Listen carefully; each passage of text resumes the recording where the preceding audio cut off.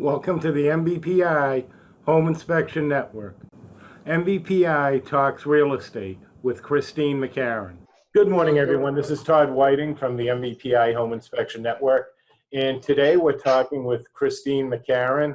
Christine is a realtor, and she also works on redevelopment projects of her own. And she also has a very interesting project that she's working on that we'll talk about a little bit later. So Christine, say hi to everyone. And if you could Hi, everyone.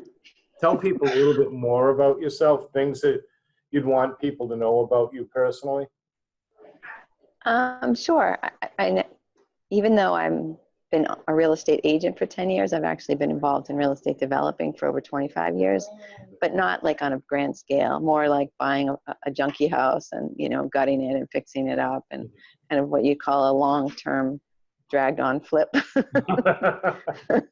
Because if for whatever reason, once the house is finished, I seem to lose interest and I want to go sell my comfortable home and buy another junky one. So that's been my passion. So as far as real estate goes, that's, I guess, what people would want to know. Well, not many of us growing up thought about working in real estate. I know I wanted to be a firefighter or in the Coast Guard, something along those lines. And I'm just wondering, what did you want to be when you were growing up? What was your passion when you were in high school and college? See, it's funny that you say that because when I remember very specifically when I was 16, I was looking in the paper and I saw this 3-family house in Lawrence. And it was like, I don't know, $19,000 or something like that. And I said to my family, I'm like, wow, that seems really inexpensive. I think this could really be a good investment, whatever. And my family was like, sit down, you're ridiculous, So I think even though I didn't have a name for it because I didn't know anybody at that time who was doing real estate developing, I think it's probably always been some kind of a backdoor passion of mine that I just didn't, it took me a very long time to kind of give it a name. Do you have a specific success quote that you like, that you follow in your daily life? I guess there are a bunch but I really like Henry Ford's quote, whether you think you can or whether you think you can't, you're right. And I also stumbled across one from Brian Tracy not too long ago, which was basically a command to move out of your comfort zone because you can only grow if you're feeling awkward and uncomfortable. So can you tell us about a time when that quote would apply to you? Every day, any time that I'm thinking that, wow, this is really difficult, or alternatively, hey, life's really good, it's really easy. I just think if you want to continue to grow, you just have to be really anxious and uncomfortable and feel weird and awkward and, Absolutely. And I feel awkward every day. Then you're growing, Todd. All right. So what do you do in your spare time? How do you have any? I do the other Saturday, I had a day off and we were driving to Tanglewood and I said, oh, you know what? There's an open house coming up. Let's swing by there. So because of the project that I'm working on, I'm learning a lot about green technology. So I got my green designation. This particular house we swung by was a green house. But when I'm not doing real estate sort of stuff, I love to travel. I love to go anywhere and see anything new that I've never seen before. And I love to be out in nature. I try to walk on the beach every day. And I guess my other big passion is the arts. Any kind of performing art and music and or visual art. I really appreciate that. So that's how I spend most of my time. A recent trip to Europe? Yeah, I spent a week in the wilds of Norway and then a long weekend in London. Yeah. So that was amazing. Sounds like a lot of fun. I haven't made it over to Europe yet. So can you tell us about a time when you failed? And if you could take us there and let us know what you learned about it. I find that many times I've learned more from the things that didn't work out as much as I have from the things that did. one particular situation that comes to mind, I was selling a two-family home that had been in this family's in the same family, I should say, for a long time. And the brother was living there, and it was just sort of an emotional thing for them to be selling the home. And we got a bunch of offers, and it was really successful. And one offer in particular was a lot higher than all the others. Mm-hmm. And so I was talking with the agent about some things that I thought might make them might make the sellers feel uncomfortable, and asked them to address them and stuff. And I somehow gave them the impression that if they made these changes to the offer, that the buyer would accept it. And honestly, I thought that the seller would accept it. And I honestly thought they would, because it was a lot higher than the others. Mm-hmm. But the next day, after they'd had a chance to sleep on it, they did not want to do that. They did not want to accept that offer. They wanted to accept one that was quite a lot lower. And the seller's agent got all upset, and there was talk of suing and forcing them to sell and blah, blah, blah. And I just thought, oh boy. So I tried never to assume that a seller or a more buyer is going to do something that I consider to be like logical. And I tried to make sure that I'm not putting words in anyone's mouth, and not making anybody think that anything in particular is going to happen, because I've learned that you just really can't know what people are thinking and what's important to them. It's not always the money. So on the other side of that, and these are the ones we really like, tell us about a recent success, something that really you hit it out of the park, and how did that work out for you? So Todd, every time I hand a buyer the keys to a house, it feels like a success. Yeah. There's nothing like, my one recent one that I'm thinking about, the guy had been living in an apartment. He really wanted to have a dog, and he was just so, we'd go to the house to, have home inspections, or go to the house for to meet some workmen or whatever prior to the sale. And that's, he was looking in the backyard. I swear he bought this house because there was already a dog house in the backyard. And, he just was like so wistful about, this dog, whatever. And I just, when, to allow him to be able to move out of an apartment and be in a situation where he can actually, it seems a dream, but it meant the world to him, Absolutely. I remember buying my first house back in 1984 for the princely sum of $59,000. Did I lose you? Sorry, my phone rang and it automatically picked it up. Sorry. No problem. So when you're working with a buyer and new clients for the first time, what are their biggest concerns? What are they most worried about when you first start working with them? Well, I'm fortunate that a lot of the people I work with come by referral. So a lot of that initial anxiety that, oh my God, does this person know what they're doing? And, can I trust them?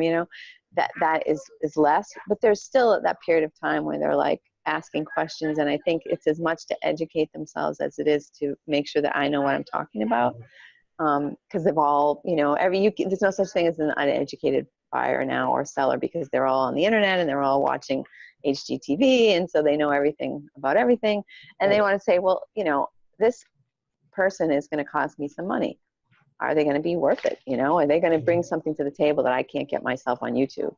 So there's some of that, and then knowing that I've had done a lot of these rehab projects before and stuff like that. Oftentimes when we're walking through a home, buyers will say to me, what do you think about this space? This room feels kind of small, like trying to get my ideas on options, what we could potentially do to the home to make it a little bit more like the kind of place that they're envisioning. And what about working with a seller? What are their biggest challenges there? And it's being a seller's market, there's not as many challenges as there were a few years ago when it was almost a glut. No, but for people, if you work with investors, they don't care. They're just going to sell to the highest bidder. But when you're working with a homeowner who really loves their home and their neighborhood, and, want to make sure that they're selling to somebody who's going to love the home the way they did, and who's going to maintain it, and who isn't going to piss off their neighbors who they've come to love over the years and stuff like that. So they're often asking me, as we're reviewing these multiple offers, they want my guidance to choose the one for the nicest people, or, like, well, what these people have the best offer. There's no contingencies. What are they like? You know what I mean? We want to accept their offer, but tell us, are they kind? Are they, good people? Or they just want to feel like I said, that will my neighbors like them? Will they be, blaring music in the middle of the night, or are they going to be people who are going to be, taking in someone's trash cans and, just helping out around the community the way they have done in their tenure at the home. So one of the things I've heard that's having a big impact is the personal letter from the buyer to the seller. Does that really have that big an impact? Oh my God. I can't even tell you how many times I've had a seller say to me, we love these people because of their letter, but this other offer is so much better. I actually, in my last time I was working with a seller, I had to go to the highest bidder, the no contingency offer, and say, would you please write a letter? Because, the sellers just don't know you, and they don't want to sell to you unless they feel some kind of way to know who you are inside, you know what I mean? Mm-hmm. And so again, I've actually I was on the buyer side, and the seller was a real estate agent. Mm-hmm. And we wrote a letter, and and he said, I never have my clients write letters, but it really made a difference to me in the way I was responding to the offer, because you're not selling into the void. You're selling to someone who is going to love the home the way you did. So yeah, that didn't exist when I was buying my home in '84. yeah, no, it's there probably weren't, competing offers either. So you just, you sold to the one person who made you an offer. First person in gets the house. Exactly. There weren't bidding wars or anything like that. Mm-mm. So, speaking about change, how do you think the real estate is going to change over the next 10 years in terms of the way it's conveyed, in terms of the way people interact with agents and agencies? Do you see any significant changes coming that would have an impact on the way you do your job? Yeah, absolutely. I mean, one thing that I'm excited about is virtual reality, that you could walk into a real estate agent's office and sit there in a chair and see 20 homes, Mm-hmm. You can walk through the home, you can get an idea of how the space feels and stuff, which is exciting. I'm sure you hear a lot about cryptocurrency. So that's a big thing that people are like, oh, how is this going to affect the real estate market? And that, I think, transactionally it could make changes, but I don't think it's going to change the part that I care about, the actual human aspect of it. But like we talked about before, the buyers now and the sellers are so much more, or they think they're educated, you know what I mean? They have just Right. enough information to be dangerous. They feel as if they have knowledge, but yeah. you can't. And they do. They have some ideas, Well, back in the day, we'd have to convince people about staging, for example. Like, well, is it really going to matter? I need to keep my, whatever collection on the wall and, all this clutter and stuff. And now people are more likely to get the idea that you need to impersonalize your home and things like that. But in general, to me, the big thing that I'm, everybody says, oh, we're not going to need real estate agents anymore because everybody can do everything themselves and everybody can do things online and stuff. And actually, the percentage of people using real estate agents now is higher than it was 10 years ago. And a lot of that is because of this competing offer scenario where a seller doesn't necessarily feel comfortable selling, juggling competing offers and knowing that they definitely got the best deal from everybody by themselves. So, and then buyers feel like, well, I need an advantage. How can I craft this offer in a way that is going to be the most likely to be accepted? Mm-hmm. What do you think about the a la carte services that are popping up? I won't name any specific companies, but where for this amount of money, you get this level of service. For this amount, you get this. Entry-only listings on MLS. Yeah, that's, for sale by owner homes tend to sell for less than other homes. And that's what most people's expectation is, right? Oh, you're selling it yourself. I want to save. It's like both sides want to save the broker fee. So Yeah. like we can't all save it, it's only one thing. So they feel like, oh, I'm going to get it for, 10% less. And the seller's thinking, I'm going to get 10% more, and Right. not that we typically get 10%. I'm just sort of throwing out a number that people think, oh, this house is on sale, right? It's a deal. And that's not usually the best thing for either party, because there isn't anybody in between who knows what they're doing. And the a la carte services I worry about from the realtor perspective, because if you are an agent, or if you're perceived to be the person's real estate agent, you owe them specific legal responsibilities. And if you aren't performing them, but then you lose your license, you could be sued, you could be, really doing a lot of disservice to the buyer or seller who you're working with. So that's a really, I think, hazy, murky place to be. I think you're either in or you're out, but that's from an ethical perspective and a legal perspective. I've had attorneys tell me that in a transaction that I am the attorney in fact. So I have just a ton of legal responsibility to that person who I'm representing. And how can you really do that if you're just offering one little tiny piece of the puzzle? Absolutely. I think that's how do I see real estate agents always being part of the transaction. I'm told differently by others that I confer with in the industry and my mastermind group, but I don't see anyone not really, people just don't have the time to do what needs to be done in the real estate transaction. But they don't know what they don't know either. I mean, you just, people, before, right, the agents, like, they held on to the listings, right? Oh, I've got my listings. You can't see them without me. Now it's like everything's online. See whatever you want. You know what I mean? I for the most part, in a lot of ways, don't even need to be involved until they find a house, because that's when the real trouble can begin. That's when you need a little bit of experience behind you. Yeah, so, definitely. To that note, you have a really special project going on right now. Can you tell the listeners a little bit about that? I'm assuming you're referring to the book? Yes, I am. Okay. I just written a book, and it's at the publishers at the moment. I expect to have one in my hand probably in about 12 weeks, hopefully sooner. But it's called Empower Your Inner Millionaire, A Woman's Guide to Financial Freedom Through Real Estate Investing. So it's obviously anyone can read it. You're allowed to read it, Todd. But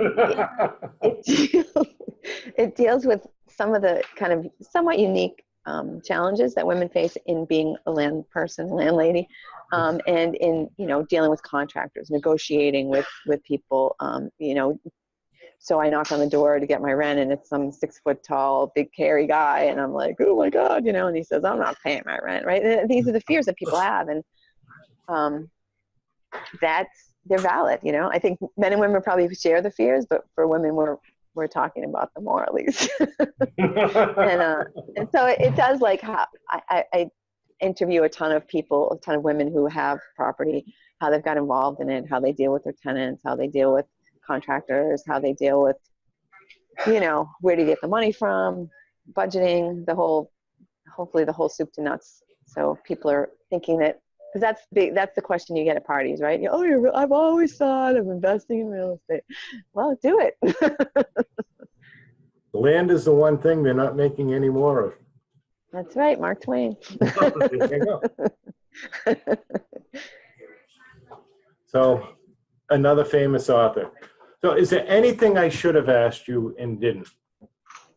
Well, you did mention the other project that I'm working on, so we can talk about that a little bit if you'd like. A little bit about that, because you're not just a realtor, you are an investor on your own. So exactly, not just another pretty face, Todd. We actually know what we're doing over here. I purchased a home, a very dilapidated single-family home in Revere, but it's right across the street from the water, right across the street from Revere Beach, which is just absolutely beautiful location. And it's an awkwardly shaped piece of land, and it does not conform with the current zoning laws, what we call a non-conforming lot. Mm-hmm. But regardless of all that, I decided that I really would like to put 8 condos on that lot. So it's been a really exciting, fun, challenging process of dealing with I have some sustainable architects, meaning that they deal in green or, sustainable type of buildings. So it's going to be a net zero building, or maybe net positive, where it will produce more energy than it uses. Mm-hmm. It's beautiful, taking full advantage of the sun and the air. And, it's just everybody who I show the project to says, oh, how much are those going to sell for? Because it seems like everybody wants to live there. It's such a nice project. But because it is non-conforming, because it has a lot of different challenges with regards to city ordinances, I had to go before the Zoning Board of Appeals in Revere. Mm-hmm. And that happened last week, and it's been continued until next month. So I have to now find a little bit more parking and do some other tweaks that are required. Hopefully come back and, they might approve the project. And if they do, then I have to go before the Conservation Commission, and then I have to go back to site plan review. So it's the beginning of a really long process, but one that's been really fun and exciting, and I'm very much looking forward to seeing those 8 condos coming up on the beach. Well, that sounds great. I wish you a lot of luck with that. Thank you for joining us here. This is Todd White from the Metro Boston Property Inspection, Home Inspection Network, and thanks for listening. Bye, Todd. Thank you. Thank you for watching. To schedule your inspection, call 877-543-9300. And don't forget to ask about our 5-star optional services package.